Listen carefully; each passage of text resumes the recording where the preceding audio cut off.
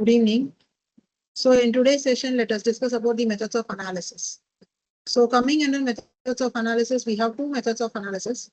One is mesh analysis and the other one is nodal analysis. So in circuits, we have learned about Ohm's law, Kirchhoff's laws, and many other methodology for solving the circuits. Still, these methods of analysis will be highly helpful for us in solving the networks. So coming to methods of analysis, there are two analysis. One is mesh analysis or loop current analysis, and other one is the node voltage analysis. First, let us discuss about the nodal analysis. So first of all, before entering into nodal analysis, let us have a question. What do you mean by a node? Node is the junction of more than two branches. Whenever there is any difficulty in identifying the node in the given circuit, let us first have a check whether is there any division of current at that particular junction. So if there is any division of current, then that junction can be exactly identified as a node. So in case of this nodal analysis, we will apply KCL for determining the node voltages. First of all, let us see the steps that are used for determining the node voltages. So first, it is very essential for us to select a node as a reference node. In general, we will be deciding the ground as the reference node. So the ground terminal is a zero potential, which will be taken as a reference. With respect to which the all other non-reference node voltages will be measured. So first of all, we need to identify the nodes, assign the numbers to all the nodes, assign the voltages to all the corresponding nodes, and the reference node. And the second step is apply the KCL to all the non-reference nodes except the reference. And we have to use the Ohm's law for expressing the branch currents in terms of the nodal voltages. And we need to solve the equations in order to get the node voltages. So these are the three steps that are involved. So let me repeat again. So first of all, it is required for us to define one node as a reference node. Most probably, we will be having the ground as the reference node, which is at zero potential. All other nodes present in the circuit will be treated as the non-reference nodes. So let us assign the node numbers and the corresponding voltages to the non-reference nodes.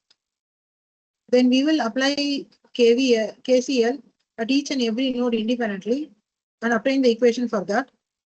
And later that equation will be solved in order to get the nodal voltages. So before entering into the nodal analysis exactly, first let us have a recall about the KCL.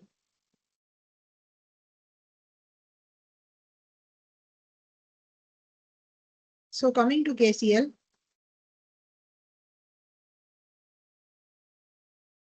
we state that sum of incoming currents is equal to sum of outgoing currents.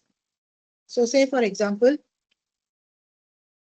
if we just take a junction point where two or more branches meet, let us take in random the current directions. So let me take this as I1, I2, I3 and I4. So here, if you just look at the current I1 and I3 are taken to be the incoming currents. So I1 plus I3, we can take that to be the summation of the incoming currents, which is equal to the outgoing currents I2 and I4. So as per KCL, at a node, the sum of incoming current is equal to sum of outgoing currents. So in any of the node, if the current direction is already known, then it is fine. If not, for remaining other branches for which the current directions are not given, we have to assign the current directions randomly, and we need to apply KCL at that particular node, treating the node independently. And how do you take the current to be either as an incoming or an outgoing current? So incoming current is a current which is flowing towards the node. So here if you look at, it is I1 which is flowing towards the node. Similarly, I3 is flowing towards the node. It is approaching the node. Whereas your I2 as well as I4 are coming away from the node. So that is why we call these two currents as the outgoing currents. So now let us move back to the nodal analysis and let us take this simple circuit. Coming to this simple circuit, you can see that it consists of two nodes. So to node 1, 4 branches are associated.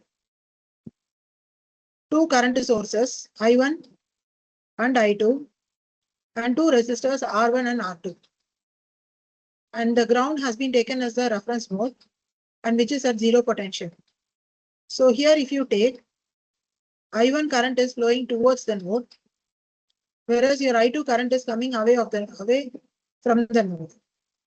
Then if you take the resistors R1 and R2, R1 is connected between node 1 and the ground connection, and R2 is connected between node 1 and node 2.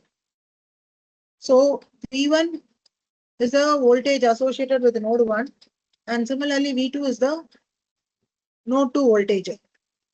So where V1 is the voltage drop across R1 and V2 is the voltage drop across R3. So now this is the given circuit. So out of these 4 branches, the directions of the current sources I1 and I2 are known, whereas the directions of R1 and R2 we have to assign. So here if you just see in the next circuit, they have assigned the current directions for the resistors R1 and R2. So if you look at, the current I1 is taken along R1 and the current I2 is taken along R2. And if you just look at the node 1, I1 current alone is the incoming current I2 and the branch current I2 and the source current I2 are all the outgoing currents with respect to node 1. So let us apply the Kirchhoff's current law to the node 1. And similarly, when you go to node 2, I2 is the incoming current.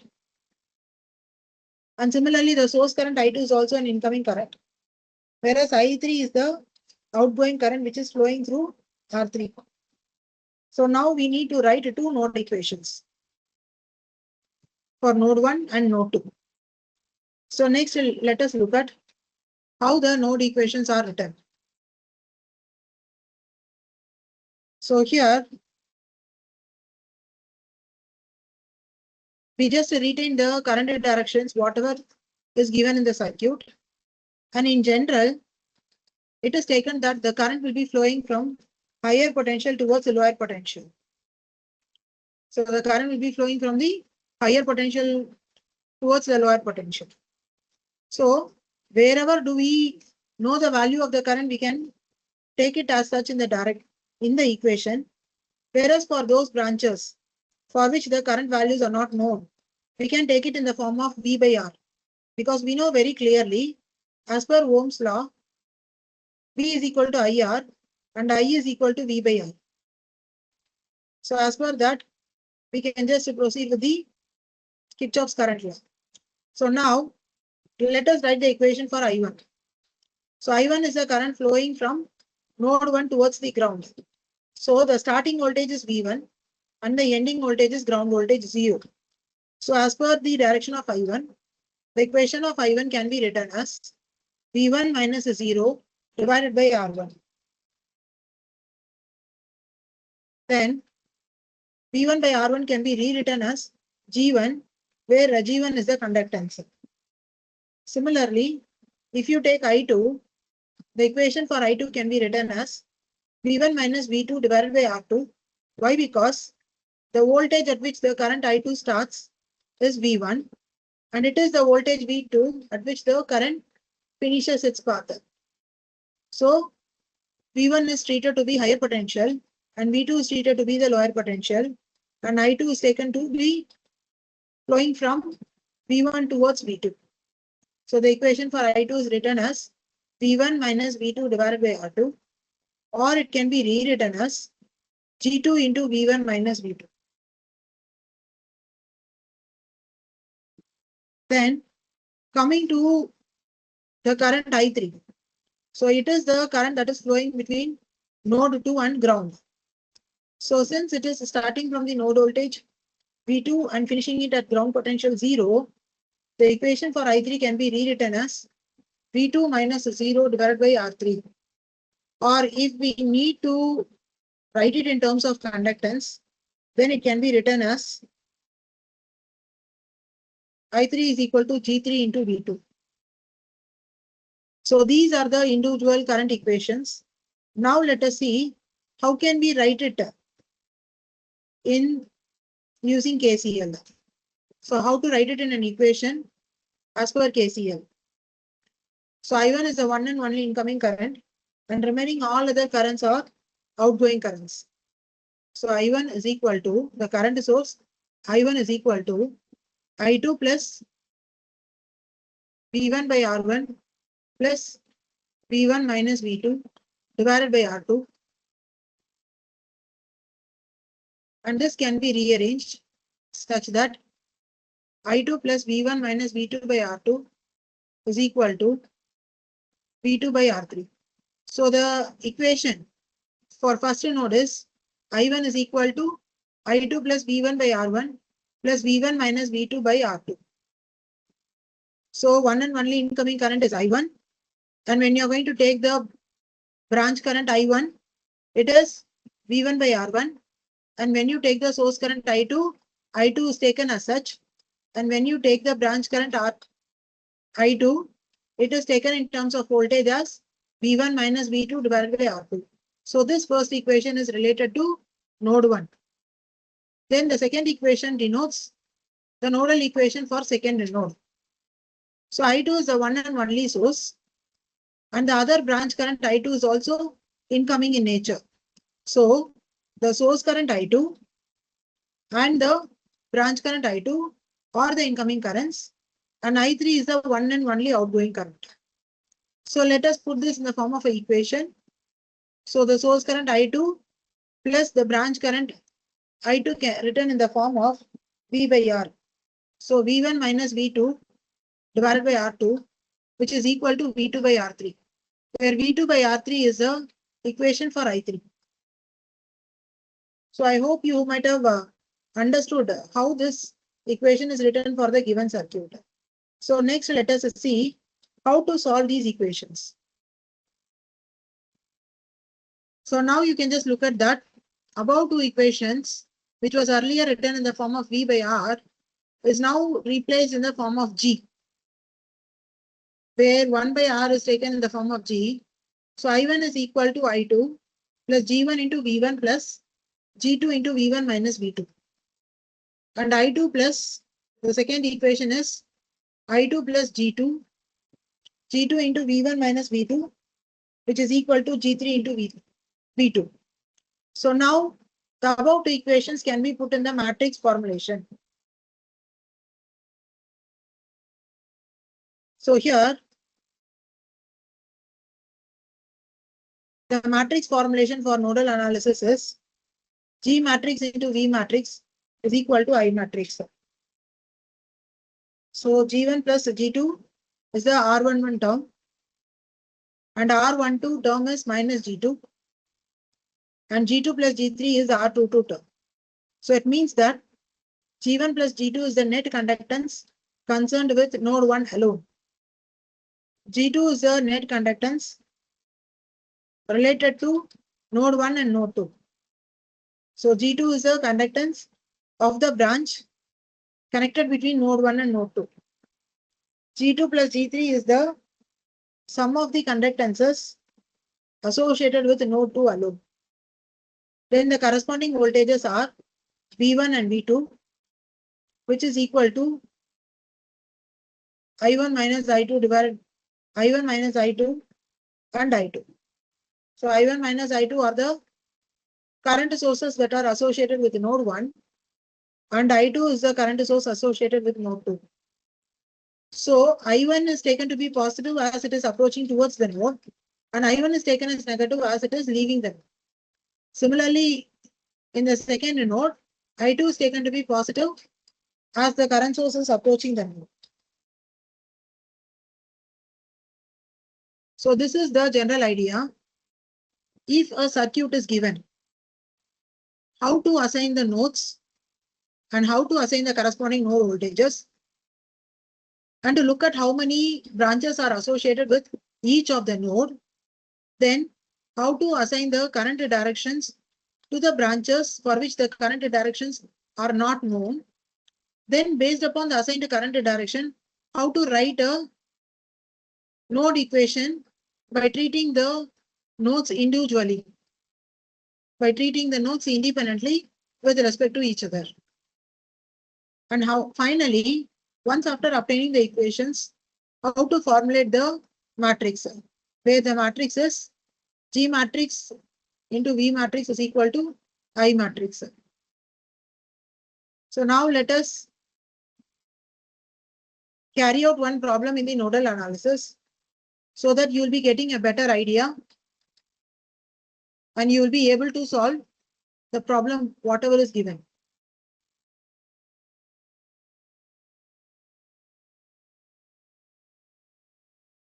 So coming to this, the problem is that calculate the node voltages in the circuit shown in the figure. So here if you just look at the circuit, of course, it is a two-node structure, and the node numbers are already assigned in the problem, and it has been asked to determine the node voltages. So now, if you take node 1, there are 3 branches, out of which one is a current source,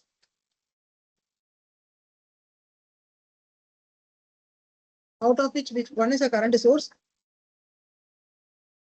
and remaining other 2 branches are associated with the resistors. So we are in a position to assign the current directions for the resistors 2 ohm and 4 ohm. And the reference node is of course the ground node, which is at 0 potential.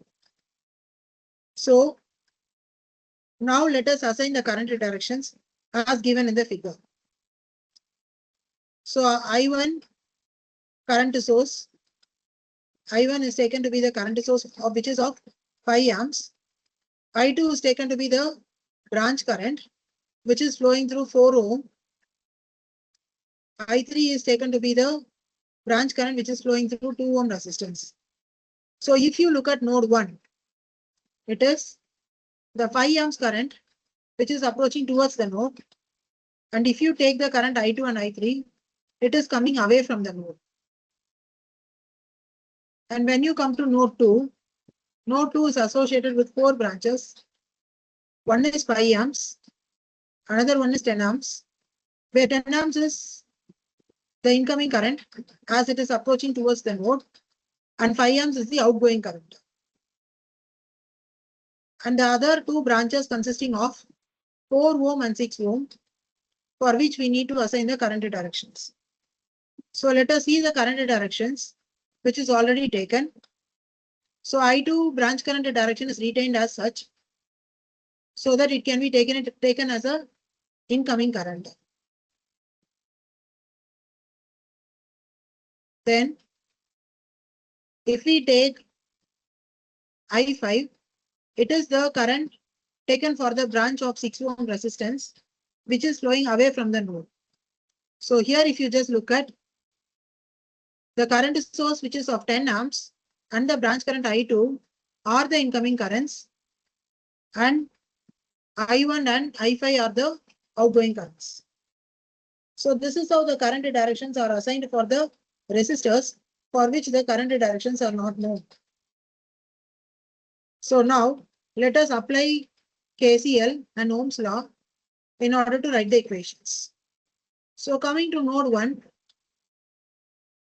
we can just observe that I1 is the incoming current and I2 and I3 are the outgoing currents. So sum of incoming currents is equal to sum of outgoing currents. So I1 is equal to I2 plus I3. So where I1 is equal to 5 and I2 value is V1 minus V2 by 4 and I3 value is V1 minus 0 by 2. So this is the first equation that we obtained for node 1. So now we get the denominator as 4 and 2. So we need to take a common term in order to multiply to get the equation. So if we just look at, it will be helpful for us if we multiply throughout the equation by 4. So upon multiplying, we get the equation as 20 is equal to V1 minus V2 plus 2V1.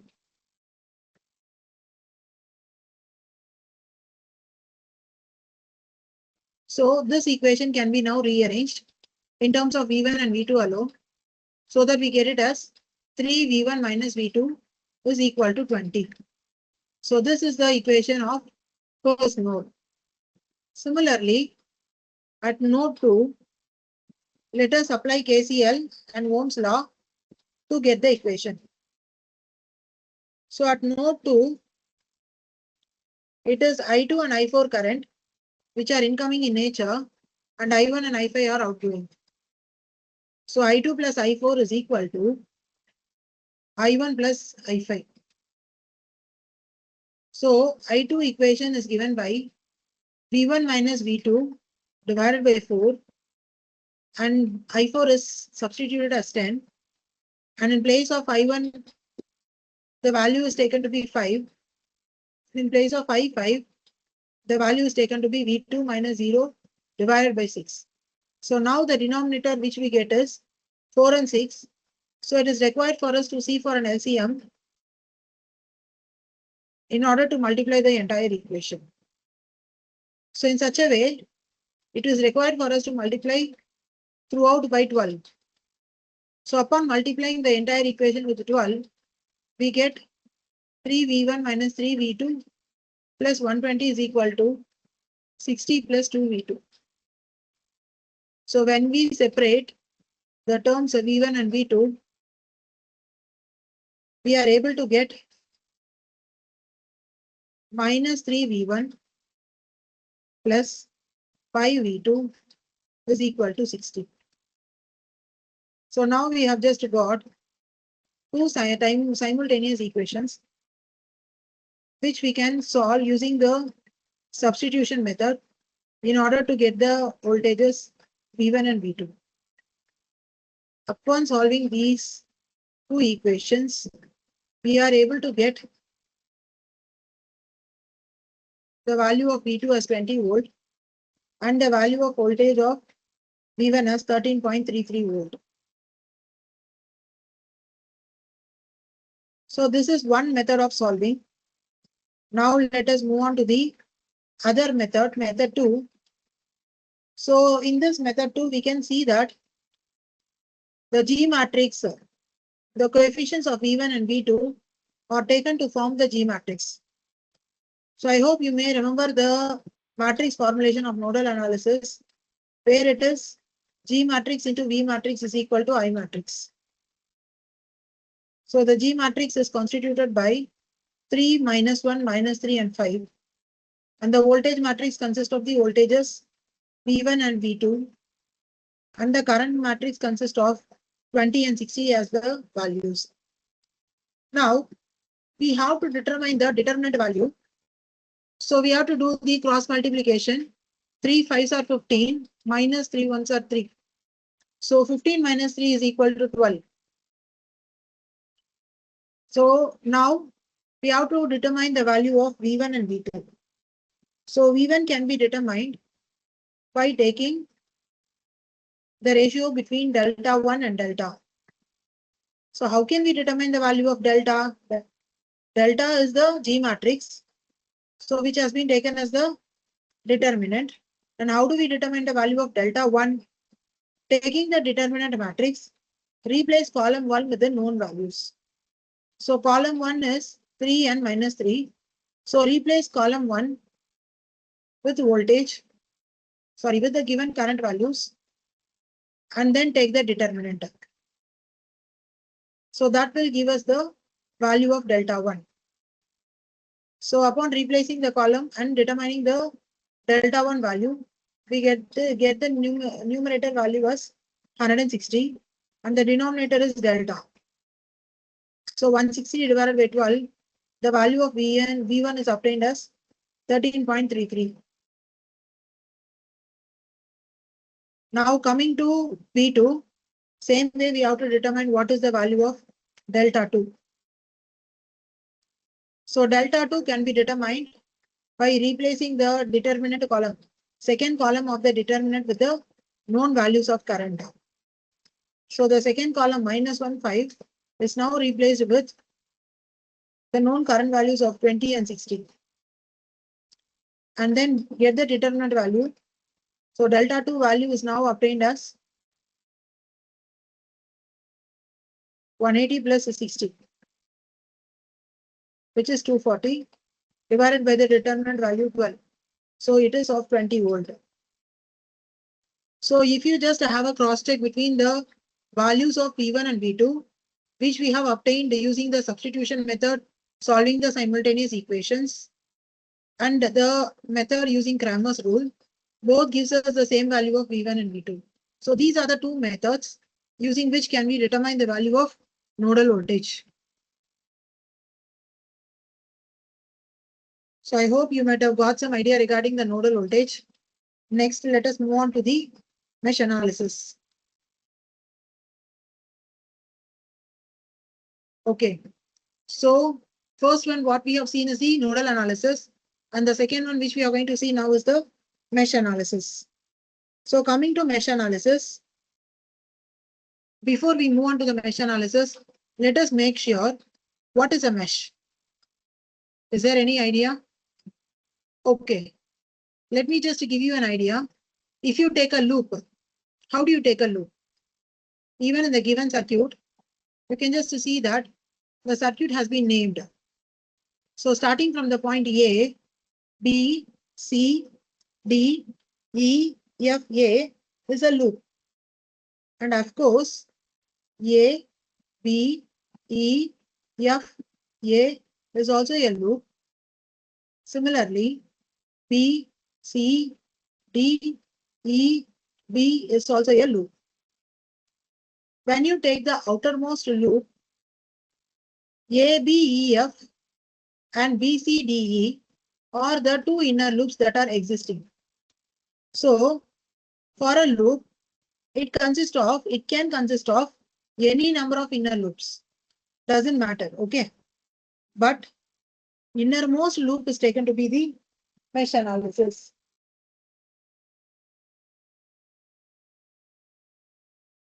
So here if you just take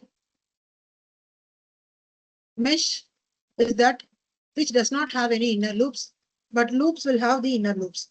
So this is the major difference between a mesh and a loop. So now let us look at the steps that are being used to determine the mesh currents.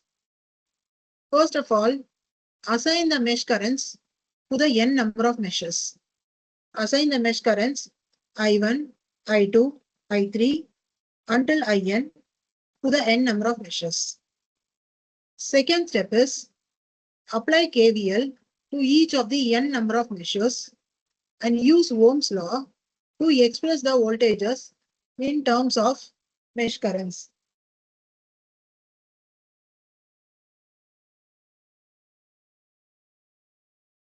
So the third step is solve the n number of simultaneous equations to get the mesh currents. So let me again summarize. So first, assign the mesh currents to the n number of meshes. Second, apply KVL to each of the meshes and using Ohm's law, express the voltages in terms of mesh currents and solve the n simultaneous equations in order to get the mesh currents. So now let us see the explanation about these three steps in the next slide. So let us take the same circuit. So now it consists of two meshes, mesh 1 and mesh 2. So let us assign the mesh currents first of all. So the mesh currents are I1 and I2. And let us take the branch currents, which is already given, I1, I2 and I3. So now let us write the first mesh equation. Coming to first mesh, it consists of two resistors R1, R3 and a voltage source.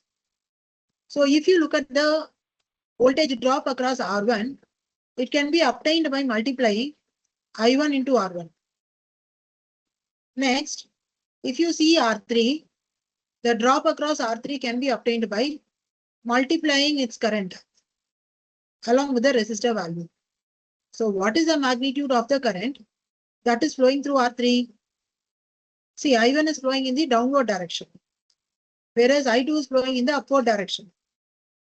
If a branch is having two current flow, we need to look at the directions.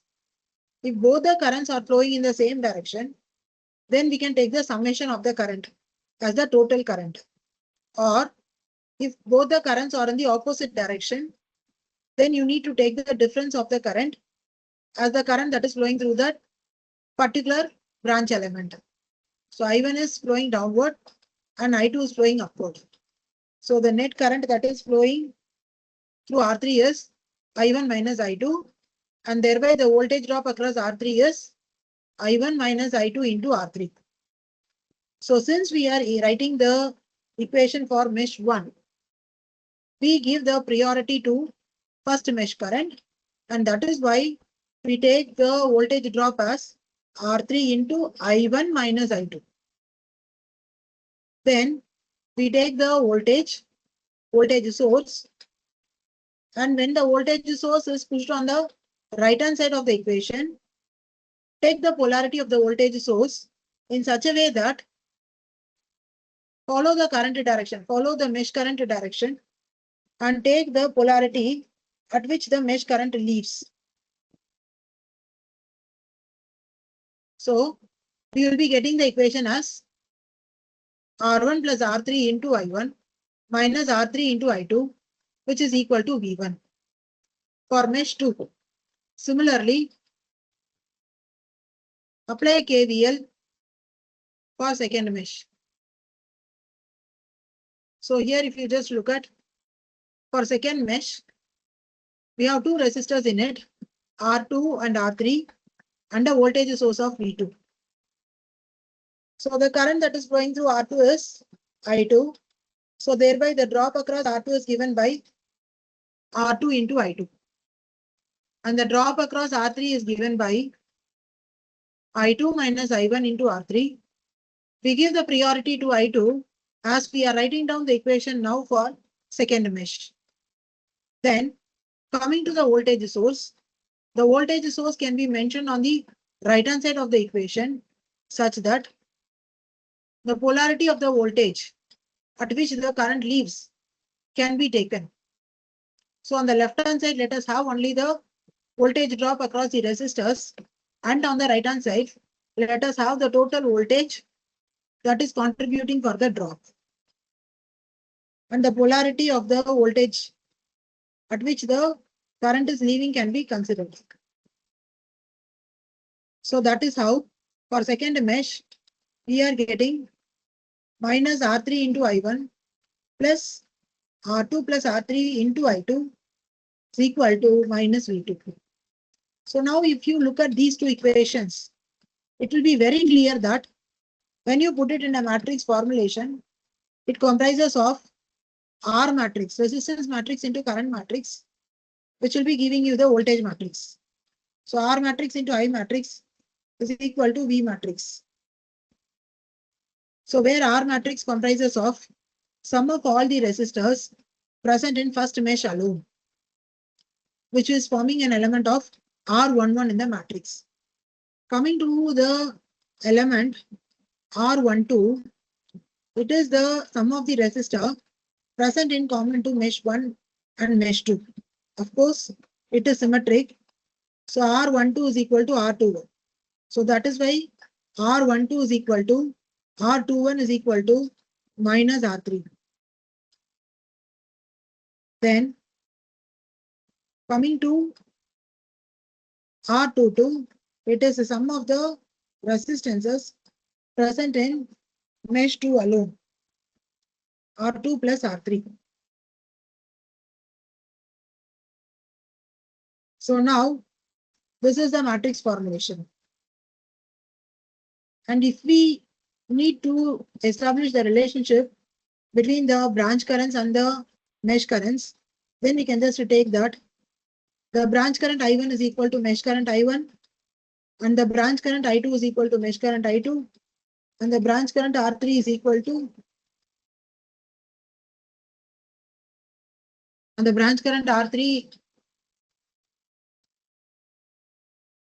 I3 is equal to summation of I1 minus I2.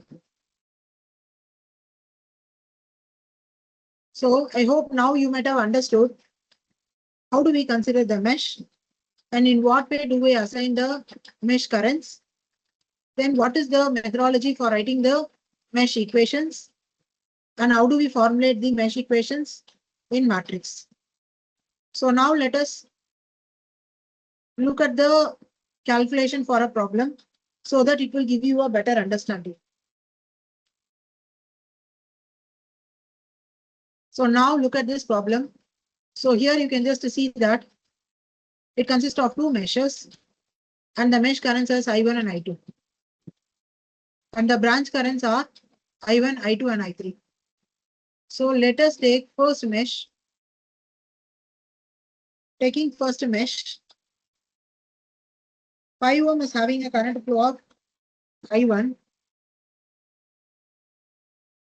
So 5 into I1 and 10 is having a current flow of I1 and I3, but it is I1 and I2, but in opposite directions. So that is why 10 into I1 minus I2 is equal to sum of all the voltages present in first mesh and considering their polarity based upon the direction of first mesh current.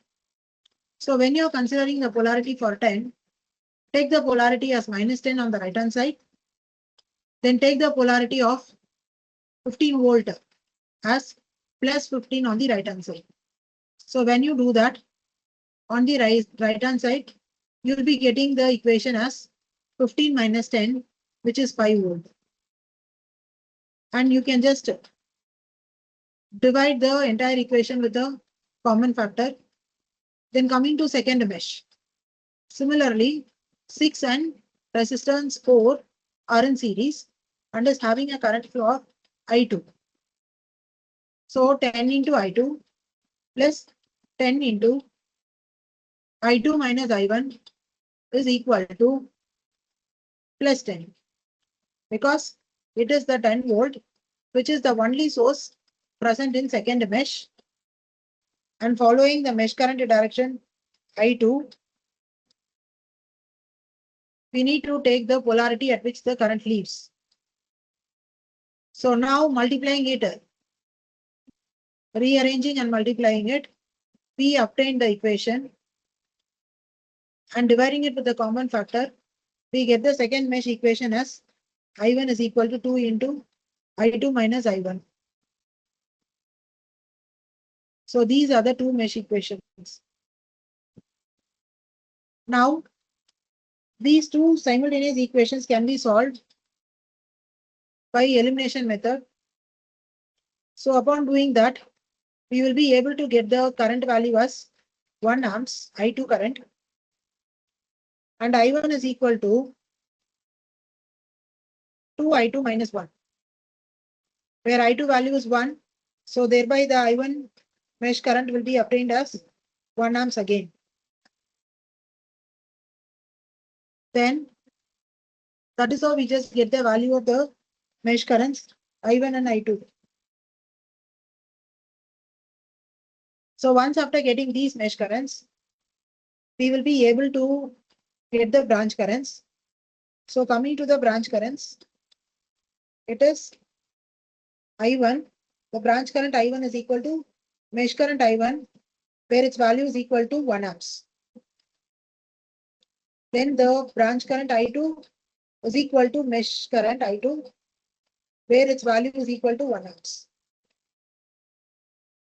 Then the branch current I3 is equal to the mesh currents I1 minus I2, where it is equal to 0. So this is one method of solving the equations. So let us look at the other method.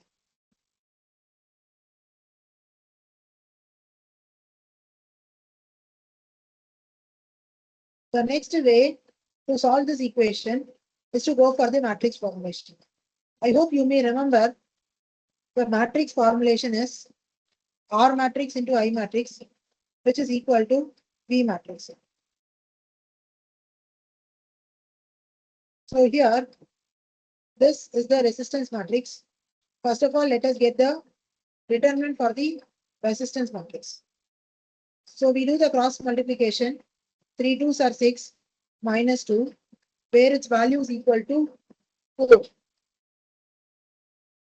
Now, when we need to determine the value of I1, we need to go for the ratio of delta 1 divided by delta.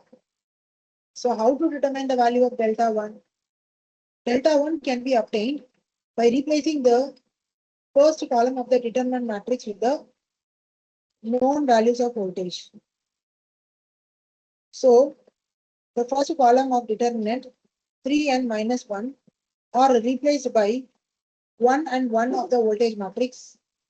So that is how we will be able to calculate the determinant of delta 1. So on calculating the value of delta 1, we are able to get 4, and the mesh current I can be given by the ratio of delta 1 to delta. So delta 1 is 4 and your delta value is 4. So 4 divided by 4, we get the value of I1 as 1 amps. Similarly, we go for determining the value of delta 2. So coming to delta 2, we have to replace the second column of the determinant with the known values of voltage. And that is how we get the replacement of 1 and 1 in place of minus 2 and 2 respectively. So once after this replacement, take the determinant for delta 2. So the determinant is 4. And now in order to get the value of I2, we have to take the ratio of delta 2 by delta. So the ratio of delta 2 by delta is equal to 1 amps. And that is how we just get the mesh current. So mesh current I1 is also 1 amps and I2 is also 1 amps. It is the same as that of the previous methodology, which has been used for determining them. So the mesh currents can be determined either by solving the simultaneous equations using the substitution method or by using the matrix formulation and applying the Cramer's rule. And once after getting these mesh currents, we can establish the relationship between the branch currents, as in case of the previous slide. The branch current I1 can be obtained with the mesh current I1. So branch current I1 is equal to mesh current I1, which is equal to 1 amps. And branch current I2 is equal to mesh current I2, which is also equivalent to 1 amps. And the branch current I3 is equal to mesh current I1 minus I2. So I hope you might have understood the methods of analysis, the concept, how to write the mesh equations or how to write the nodal equations, and the methodology that are being used for solving that for getting the mesh currents and nodal voltages.